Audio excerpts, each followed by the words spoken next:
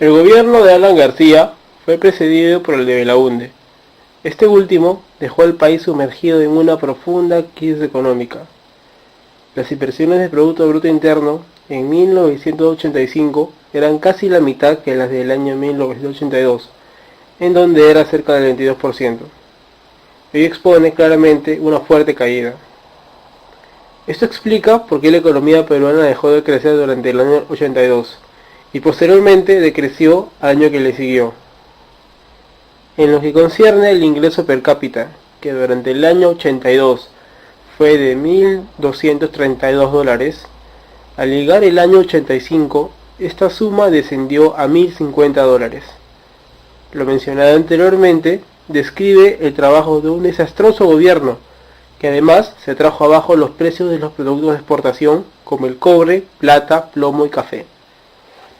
Según el Fondo Monetario Internacional, el déficit fiscal era el principal problema del Perú. Por esto, desde 1982, el gobierno de Belaúnde se había sometido a un ajuste de fondos. El déficit fiscal se debía a que en materia de consumo se gastaba más en importaciones que lo que se ganaba exportando. En otras palabras, la balanza comercial de esa época era negativa.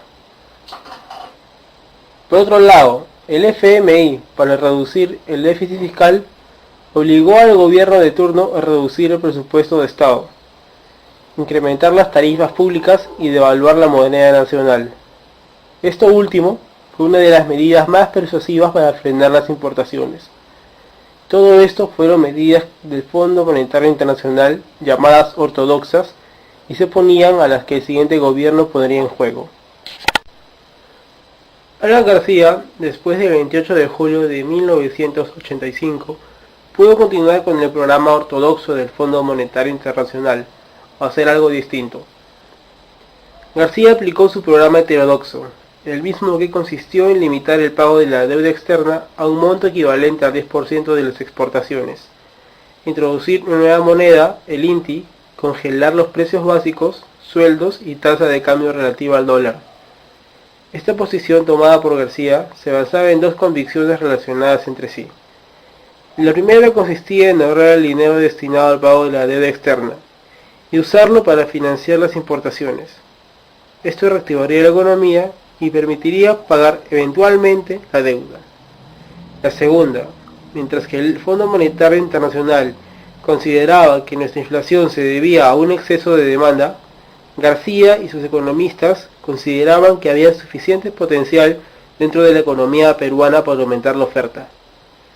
El Fondo Monetario Internacional creía que el Estado intentaba cubrir el déficit emitiendo dinero que superaba la oferta y a su vez incrementaba la inflación. Al comienzo las políticas adoptadas dieron resultados positivos.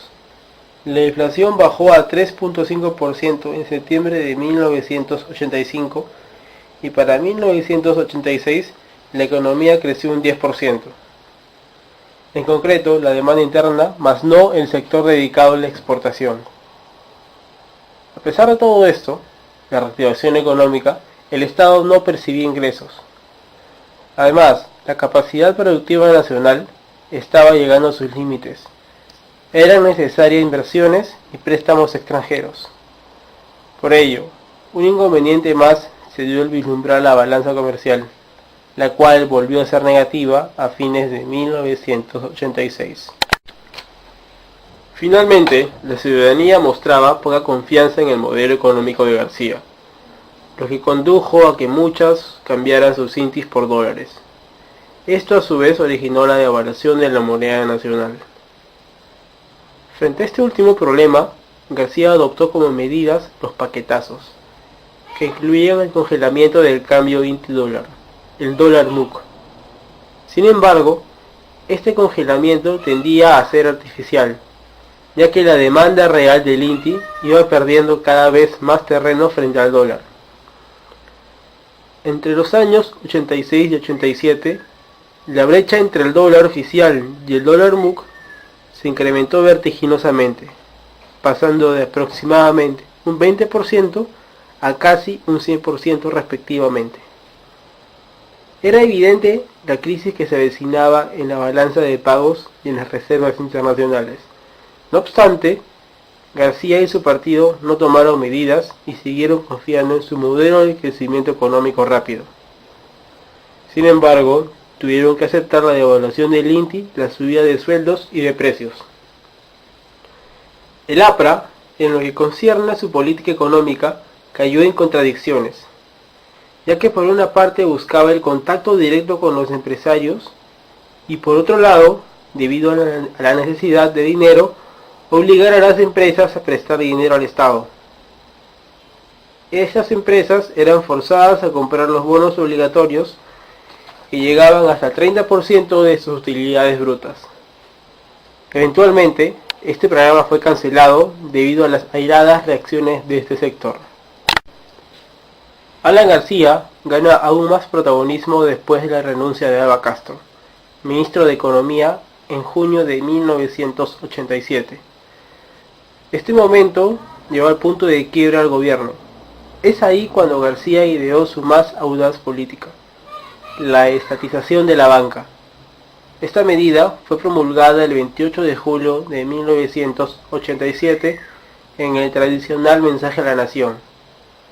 Para explicarlo, se basó en las desigualdades económicas y sociales en nuestro país, ya que el sector privado no estaba dispuesto a asumir la tarea de democratizar el crédito, lo cual, según García, era necesario y frente a lo que el Estado debía tomar las riendas. Cabe resaltar que García tuvo otros motivos. Por una parte, su móvil político se vio que el mandatario estaba presuntamente preocupado por su bajo nivel de aprobación. Con esta medida, él consideraba que volvería a ganar la confianza del pueblo. Además, no tenía buenas relaciones con el sector empresarial y les reprochaba que no invirtieran en el Perú. García subestimó el poder de la derecha, así como la oposición de la izquierda en el Congreso. Todo ello llevó a que esta medida eventualmente cayera en la ineficacia, siendo posteriormente abandonada. A fines del año 87, el gobierno tuvo que recurrir al Fondo Monetario Internacional y al Banco Mundial en búsqueda de préstamos, ya que la crisis era evidente. La inflación comenzó a galopar, la producción se había estancado, la balanza de pagos tuvo un saldo negativo y las reservas internacionales siguieron cayendo. El Estado se convirtió en un observador pasivo del desastre económico que imperaba. Durante este periodo se demostró la falta de coordinación y dirección en la toma de decisiones. Esto llevó a que se aceptara celosamente el regreso a la ortodoxia mediante una serie de medidas tibias y términos medios. El equipo económico de García intentaba persuadirlo de un shock ortodoxo, es decir, un aumento fuerte de impuestos y tarifas y la eliminación de subsidios. Sin embargo, el mandatario no accedió a términos medios que no resolvían el problema de fondo: el déficit fiscal y el déficit comercial. Lo que resultó de ello fue una inflación sin precedentes, escasez de alimentos y productos básicos y el derrumbe de su aprobación. Llegado el 6 de septiembre de 1988, se dio el shock junto con la salida del ministro de Economía Abel Salinas. Este shock fue llamado Plan Cero y contribuyó a generar una inflación aún mayor. Es a partir de este año que los economistas determinan que la inflación reinante se había convertido en hiperinflación. Esta hiperinflación, que llegó al 1,5% trajo como consecuencia el aumento del desempleo y la drástica caída de los ingresos. Todo ello produjo el surgimiento de un sector informal sin precedentes. El Estado, en bancarrota, ya no podía seguir cumpliendo con sus obligaciones en materia de asistencia social, educación, salud y administración pública. Es por ello que el gobierno de García ha sido catalogado como el peor gobierno de la historia del Perú. Por eso en este instante propongo al Congreso su nacionalización y estatización.